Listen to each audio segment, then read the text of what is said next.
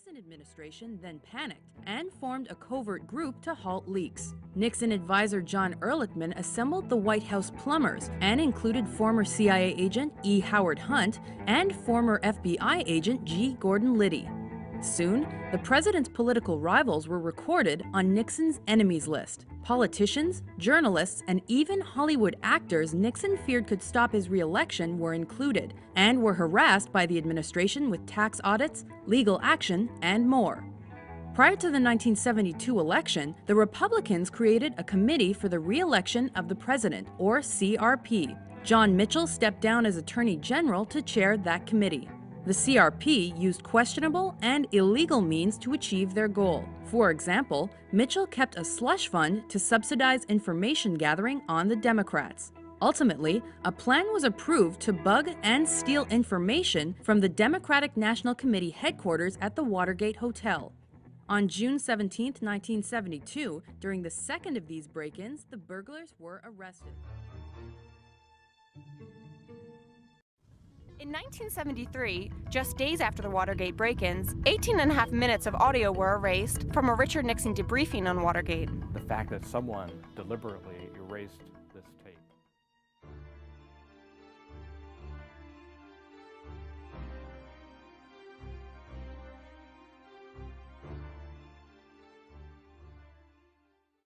The thing that's so appalling to me is that the president, when this whole idea was suggested to him, didn't in righteous indignation rise up and say, "Get out of here, you're in the office of the President of the United States. How can you talk about blackmail and bribery and keeping witnesses silent?"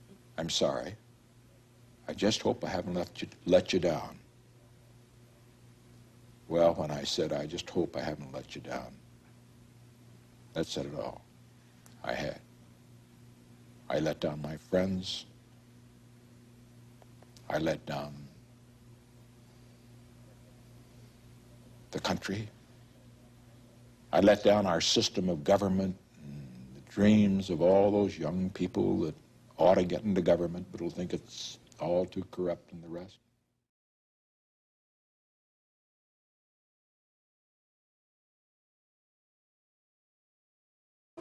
The Iran-Contra hearings, convened in May 1987 by a special joint committee of the United States Congress to investigate the sale of U.S. weapons to Iran and the illegal diversion of money to the Contras.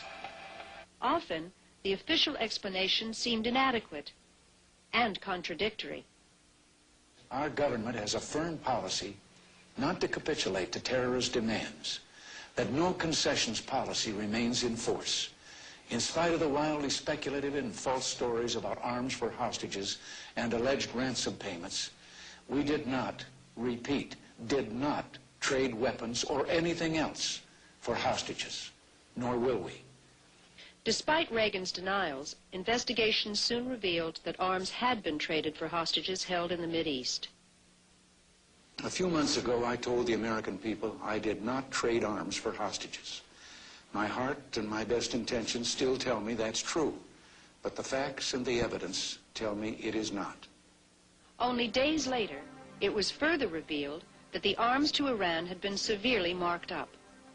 Some of the profits had been illegally diverted to support the Contras, a guerrilla force organized by the CIA fighting the Nicaraguan government. The Reagan administration had a major scandal on its hands. The use of U.S. government money for supporting the overthrow of the Nicaraguan government was specifically prohibited when Congress enacted the Boland Amendment in 1984. Even though it remained in effect until 1986, millions of dollars in profits from Iranian arms sales were secretly diverted to the Contras during this period through contacts with middlemen such as Moniker Ghorbanifar.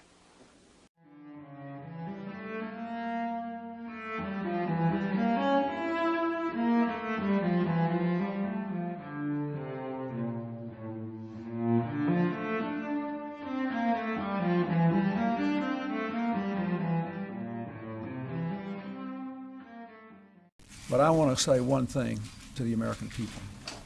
I want you to listen to me. I'm going to say this again. I did not have sexual relations with that woman.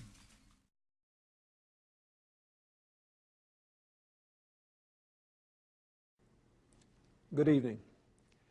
This afternoon in this room, from this chair, I testified before the Office of Independent Counsel and the grand jury.